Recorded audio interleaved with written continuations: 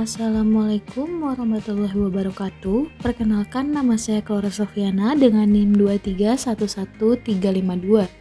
Pada video kali ini, saya akan membahas tentang sistem dan klasifikasinya. Untuk itu, mari kita saksikan videonya. Masuk ke pengertian sistem. Sistem merupakan suatu proses yang mentransformasikan suatu sinyal menjadi sinyal lain. Dalam ilustrasinya, jika kita memasukkan input X kemudian ditransformasikan, akan menghasilkan output Y. Secara matematis dapat kita tulis, Y merupakan hasil transformasi dari X. Suatu sistem dinyatakan oleh hubungan input dan output. Di sini, Y hubungan waktu kontinu atau T sama dengan X kuadrat T. Hal ini menunjukkan untuk output sembarang X, outputnya merupakan kuadrat dari input sehingga menghasilkan ungkapan XT kuadrat. Perlu diingat di sini YT merupakan sebuah output dan inputnya sendiri adalah XT. Selanjutnya adalah interkoneksi antar sistem. Yang pertama ada seri atau kaskade. Secara seri, kedua gambar kotak di sini merupakan sistem secara besarnya.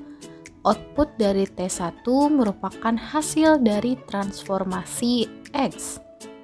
Dan output dari T2 merupakan T2 dari T1X.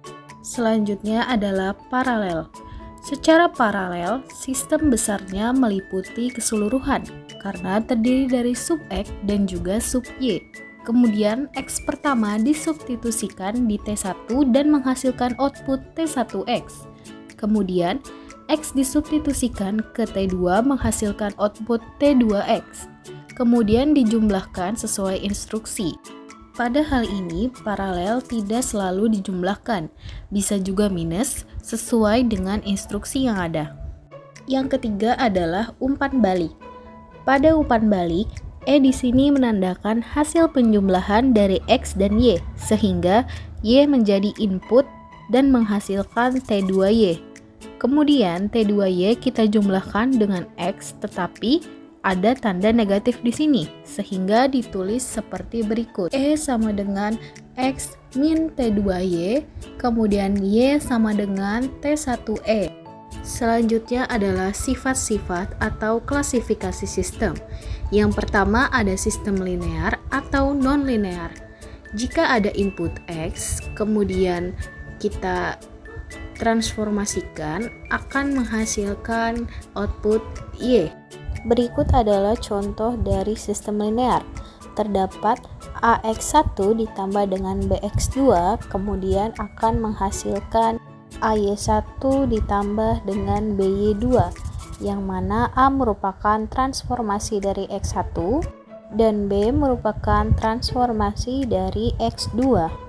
Selanjutnya ada sistem kausal dan non-kausal. Dapat dilihat di PPT, jika memenuhi hal-hal berikut dapat dikatakan kausal dan non-kausal. Selanjutnya adalah sistem dengan memori dan tanpa memori. Dapat dikatakan tanpa memori atau dengan memori jika memenuhi hal-hal berikut yang terlihat dalam PPT. Selanjutnya adalah sistem stabil atau tidak stabil. Dikatakan stabil jika outputnya terbatas, apabila sebaliknya dikatakan tidak stabil. Contohnya terdapat pada PPT. Pola yang terlihat di sini bertambah besar. Jika Xn sama dengan omega, maka Yn sama dengan omega. Maka sistem disebut tidak stabil. Pada pembelajaran ini dapat kita simpulkan bahwa klasifikasi sistem sangat penting untuk memahami perilaku serta cara kerja sistem dalam pemrosesan sinyal, kontrol, dan telekomunikasi. Dengan mengidentifikasi apakah sebuah sistem bersifat linear, non-linear, time varian, invarian, dan lain-lain, menandakan bahwa klasifikasi ini tidak hanya penting secara teoritis, tetapi juga relevan untuk menghadapi tantangan di era modern ini. Untuk itu saya ucapkan terima kasih atas perhatiannya, kurang lebihnya mohon maaf. Wassalamualaikum warahmatullahi wabarakatuh.